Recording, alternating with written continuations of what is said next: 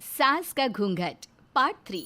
अब तक हमने देखा कि देविका की हालत बहुत नाजुक है, लेकिन घर के आदमी उसे डॉक्टर के पास नहीं जाने दे रहे और जोगिंदर ने घर के मेन गेट पर बहुत बड़ा ताला लगा दिया है। लेकिन देविका की सास विमला पहली बार घूंघट उठाकर समाज के बनाए नियम का उल्लंघन करती है और देविका की जान बचाने की कोशिश में जुट जाती है। मैं भी देखती हूँ मेरी बहू को डॉक्टर के पास जाने से कौन रोकता है। देखो सचिन के बापू, दरवाजे की चाबी दे दो मुझे। तुम्हारा दिमाग ठिकाने पर है? पहले सर पर पल्लू रखो और अंदर जाओ। आज तक मैंने आपका हर गलत फैसला सर झुकाकर स्वीकार कर लिया, लेकिन आज मैं आपकी एक बात नहीं सुनूंगी। मुझे मेरी बहू की किसी भी कीमत पर जान बचानी है। मुझे चाबी दे दीजिए। पिताजी, माँ ठीक बोल रही है, चाबी दे दीजिए ना, नहीं तो देविका नहीं बचेगी। देविका मरती है तो मर जाए, लेकिन यह दरवाज़ा नहीं खुलेगा। तुम सारी औरतों को इस देविका नाम की बीमारी ने पागल कर दिया है, और इस बीमारी का अच्छी तरह से इलाज करना आता है मुझे। वीना बेटी, सुजाता बहू, जाओ अंदर से देविका को लेकर आओ। विमला ये बोलकर अपने पति के हाथ से चाबी छीन लेती है। तभी महेंद्र विमला का हाथ पकड़कर चाबी विमला से छीन लेता है। भाभी, घर के मर्दों से टक्कर लेकर आप अच्छा नहीं कर रही हो। ये इस घर के संस्कार नहीं है। महेंद्र की बात सुनकर कम्मू अपने पति के हाथ से चाबी छीनकर कहती है, इस घर के संस्कार क्या है हम अच्छी तरह से जान गए हैं। आज इस घर का दरवाज़ा खुलकर रहेगा और देविका डॉक्टर के पास जाकर रहेगी। भाभी, ये लो दरवाज़ा खोलो। विमला ताला खोल देती है। तभी वीना और सुजाता देविका को लेकर आ जाती हैं। घर की सारी औरतें देविका को लेकर घर से जा रही होती है कि तभी सुजाता का पति मोहन उससे कहता है, सुजाता, तुम देविका को लेकर इस घर से निकल तो रही हो, लेकिन याद रखना, अगर तुमने एक कदम भी बाहर निकाला तो वापस इस घर में मत आना। मैं देविका के साथ अस्पताल भी जाऊंगी और वापस इस घर में भी आऊंगी। देखती हूँ कौन रोकता है मुझे। देखता हूँ कैसे इस घर के अंदर कदम रखती हो और कौन तुम्हारी मदद करता है। कानून मेरी मदद करेगा और कारट के दरवाजे हर नागरिक के लिए खुले हैं। मोहन को अपनी पत्नी से इस तरह बात करता देख कल्याण वीना से कहता है, वीना, तुमने देविका का साथ देकर अच्छा नहीं किया। अगर तुम अभी भी इसके साथ गई तो अपना और मेरा रिश्ता खत्म समझना। मुझे कोई फ़र्क नहीं पड़ता। तुमने आज तक किया ही क्या है मेरे लिए। तुम खुद घर जमाई बनकर मेरे घर में रह रहे हो। कभी 100 रुपये की साड़ी दिलाई है मुझे? मेरे आने से पहले मेरा घर छोड़कर निकल जाना, समझे?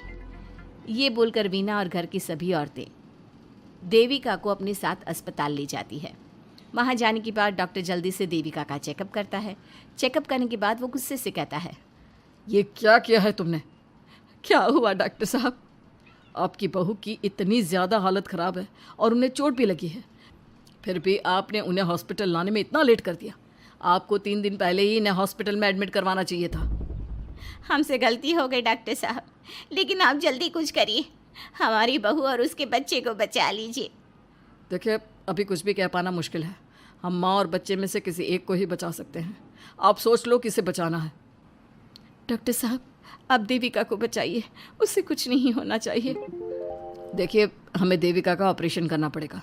आप इनके पति को बुलाइए, हमें कुछ पेपर पर साइन करवाने हैं। डॉक्टर की बात सुनकर सभी औरतें सोच में पड़ जाती हैं। तभी वीना कहती है, डॉक्टर साहब, इनके पति नहीं आ सकते। ये इनकी सास है विमला देवी, आप इनसे साइन करवा लीजिए। लेकिन पेशेंट की हालत इतनी नाजुक है, इनके पति है कहाँ? वो अपने आदमी होने का धर्म निभा रहा है। पति धर्म के बारे में उसे कुछ नहीं पता। डॉक्टर साहब, वो नहीं आएगा। क्या क्या करना है आप मुझे बताइए। थोड़ी देर बाद डॉक्टर देविका का ऑपरेशन शुरू कर देते हैं। जब वो ऑपरेशन थिएटर से बाहर आते हैं तो कहते हैं, आप लोगों की किस्मत अच्छी है, देविका भी सुरक्षित है और उसका बच्चा भी। डॉक्टर, बेटा हुआ है या बेटी? बेटा हुआ है। सब लोग बहुत खुश होते हैं। कुछ दिन तक देविका उसी हॉस्पिटल में रहती है और उसके ससुराल की औरतों ने उसका बहुत ध्यान भी रखा। अब देविका कुछ हद तक ठीक हो गई। डॉक्टर ने देविका को घर जाने की इजाज़त दे दी, लेकिन सभी सोच में पड़ गए। हम भाभी को घर ले तो जाएं, लेकिन माँ, आपको घर का माहौल पता है ना। देविका भाभी अभी पूरी तरह से ठीक नहीं हुई। भाभी वहाँ आराम नहीं कर पाएंगी और पता नहीं घर के सारे आदमी हमारे साथ क्या करेंगे। माँ, क्या हम डॉक्टर से बात करके देविका को थोड़े दिन और यहाँ नहीं रख सकते? जब वो पूरी तरह से ठीक हो जाएगी तो उसे यहाँ से ले जाएंगे। ये बात सुनकर विमला सोच में पड़ जाती है। तभी कम्मो कहती है, तुम दोनों ठीक कह रही हो, मैं अभी डॉक्टर से बात कर लेती हूँ। कम्मो डॉक्टर से बात कर लेती है और देविका कुछ दिन में बिल्कुल ठीक हो जाती है। देविका अपने बच्चे को गोद में लिए बाकी औरतों के साथ अपनी ससुराल जाती है, लेकिन घर के सभी आदमी उन्हें दरवाजे पर ही रोक देते हैं। खबरदार, तुम में से कोई भी औरत अगर घर के भीतर घुसी, अगर तुम घर में कदम रखोगी तो घर अपवित्र हो जाएगा। घर हमारे कदम रखने से अपवित्र नहीं होगा, बल्कि आपकी गंदी सोच की वजह से घर क्या, अरे पूरा समाज अपवित्र हो रहा है।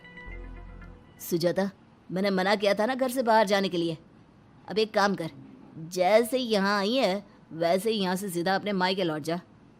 क्यों जी, क्यों चली जाऊँ मैं अपने मायके? मैं जब तक चाहूँ यहाँ रह सकती हूँ। अगर आपने मुझे इस घर में आने से रोका तो मैं आपकी पुलिस में शिकायत कर दूँगी। वीना, इन सब की तरह तुम्हारा भी दिमाग खराब हो गया है। अब मैं तुम्हें बिल्कुल बर्दाश्त नहीं करूँगा। तुम्हें ऐसी सज़ा दूंगा कि तुम याद रखोगी। सजा बाद में देना, पहले मेरे घर से बाहर निकलो। खुद पूरी जिंदगी में एक घर नहीं खरीद पाए और मुझे सबक सिखाने की बात बोल रहे हो। देखो वीना, तुम इस घर की बेटी ज़रूर हो, लेकिन कल्याण इस घर में ही रहेगा। उसने बहुत कुछ किया है इस घर के लिए, लेकिन तुम अब यहाँ नहीं रह सकती। क्यों नहीं रह सकती? इस घर पर मेरा उतना ही हक है जितना सचिन का। देश के कानून ने मुझे ये हक दिया है।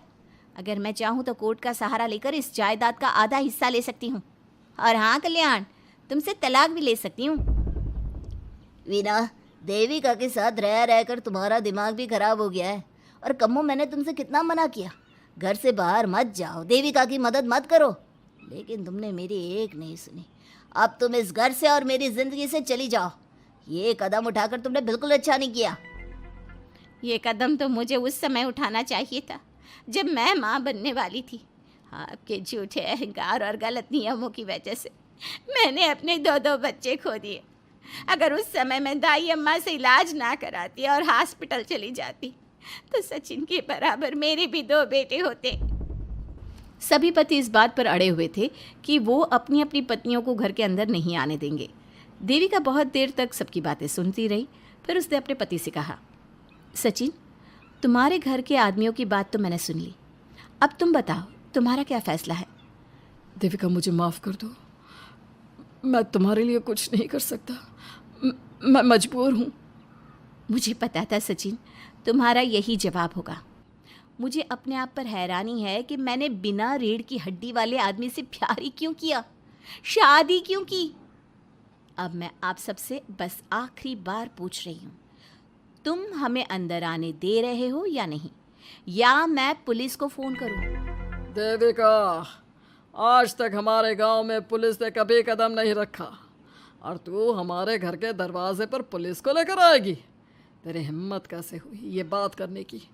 आज तक इन औरतों ने घर से बाहर कदम नहीं निकाला था और 2-4 दिन में तूने इन सबको इनके अधिकार भी याद करा दिए। अब तो तुम बिल्कुल इस घर में नहीं आ सकते।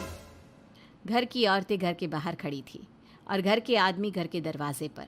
उनकी लड़ाई देखकर पूरा गांव इकट्ठा हो गया। देविका को अस्पताल पहुंचाकर घर की औरतों ने काम तो अच्छा किया। इस काम से देविका और उसके बच्चे की जान भी बच गई, लेकिन इनकी जान बचाने की कीमत घर की औरतों को कैसे चुकानी होगी, इसके लिए आपको आने वाला एपिसोड देखना होगा।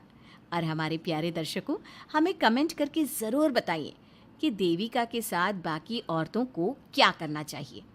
क्या उन्हें घर के अंदर जाने के लिए संघर्ष करना चाहिए या फिर वो घर छोड़कर चले जाना चाहिए?